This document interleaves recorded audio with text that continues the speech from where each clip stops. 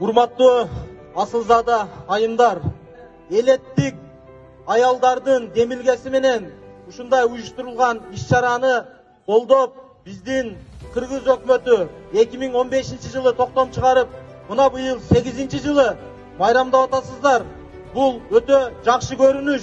Себеби дегенде, бүгүнкү күндө жалпы мамлекеттин өсүп өнүгүшүнө, ошондой эле ар бир үй бүлөнүн, балдардын, келечек муундун жакшы тарбияланышына ушул жерде отурган асылзада айымдар, энелер, апалар, карындаштар, түздөн түз сиздердин тиешеңиздер зор.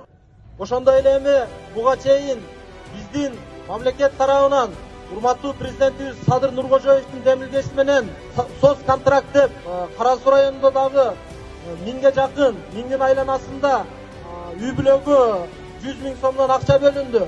Ошонун арасында дагы ушул ишкер айымдар, дыйкан аялдар, кайсыл багытта болбосун, аял кишилердин ролу чоң болуп туруп, мына ишиңиздерди баштап атасыздар. Ушу баштаган ишиңиздер ийгиликтүү болсун. Ар дайым ушул мамлекетибиздин өсүшүнө, жашыл экономиканын, айылдагы социалдык жумуштардын аткарылышына себепчи болуп жүрө бериңиздер. Ишиңиздерге ийгилик, рахмат чоң барыңыздарга. Ыраазычылык кат.